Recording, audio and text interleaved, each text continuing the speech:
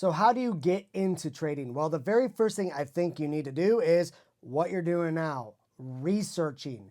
You want to do a lot of research. When I started, I came from nothing, and this was back before really the internet was a huge thing. I started actually learning this back in 2010. I got some DVDs where I was like, hey, let me see about this investing and trading thing. I started watching a few of these DVDs and seeing long and short and buy. I didn't know what the heck I was doing. None of it made sense to me. So I gave it up actually. And then after a couple of years, back in 2012, 2013, I got reinvigorated to research how to get into trading. So what I did is I started around 2013, 2014, learning the process, learning what a trend line was, what a Fibonacci is, what top-down analysis is, what Dow theory is. Once I got that understood, I wanted to take the next step, and that was about 2015. So right around 2015, that's when I opened up my first trading account. I looked to see which asset class I wanted to learn in. And when I was starting off, I tried stocks, I tried options. It didn't really make sense to me, especially the options. It was all Greek to me. You'll get that pun. When I got into all of those things, it just went over my head. I started looking into Forex trading. I liked Forex trading. It made sense to me with the how it works between the different countries, the money flow, and how it's always available. With the lot sizes, it had the different sizes. It interested me. I liked it. It made sense.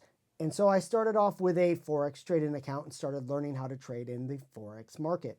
So to start with, find the asset class that you're looking to trade. It might not be that. You might want to just invest where you're just buying maybe stocks or buying ETFs or mutual funds, and you're letting it appreciate over time to where it's really not mattering what's going on in the market today if you're not looking to do anything with it for another maybe 15, 20, or even 30 years.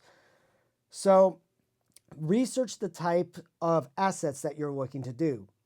And right now, I'm actually doing futures. That's mostly what I'm doing my trading. I'm doing most of my trades in the futures asset class.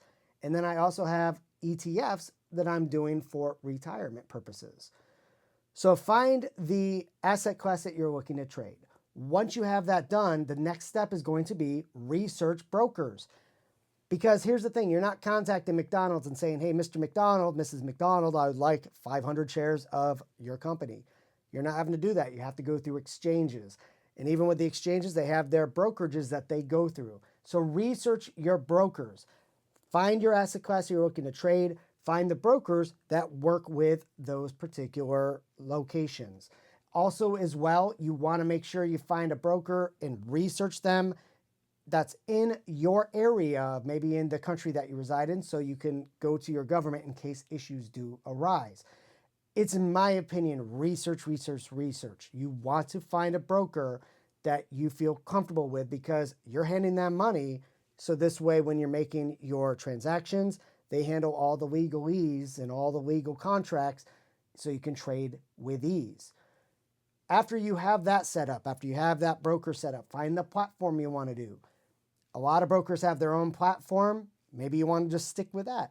There's no problem in doing that. You might want to look at a third-party one even, something like TradingView, if that's something more your style, or if you like that platform and how it uses it. Research the different platforms. Try them out. Normally, they offer trials. See if you like it. If you like it, then use it. There's nothing wrong with trying it, and then if you like it, use it. And then just make sure that the broker that you decide on does interface with the platform that you're looking to do. And then really after that, it's just taking what you've learned, the knowledge you've learned, and trading, hitting the buy or the sell button. Now, one of the hardest things, all of that to me is actually the easy part of trading. The hardest part for me is the mentality, the emotions. When you learn a trend line's a trend line. When you learn a sequence or an indicator, the mathematics are the mathematics. That's what it is. But when you learn to take a loss and you're trading and you're able to handle that and handle the drawdown, just like you're able to handle the gains and those wins, that's going to be the big challenge. So for me, I think it's a good idea to make sure you understand that type of emotion.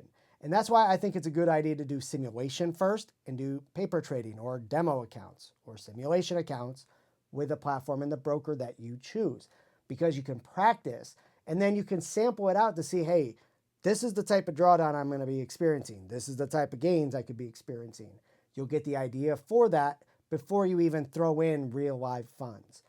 To me, there's multiple steps in being a trader and becoming a trader, and it's going to be something that does take time. So don't think that you're going to be a professional within a day or 2 days of getting signed up with a broker and getting a platform and hitting a buy or sell button.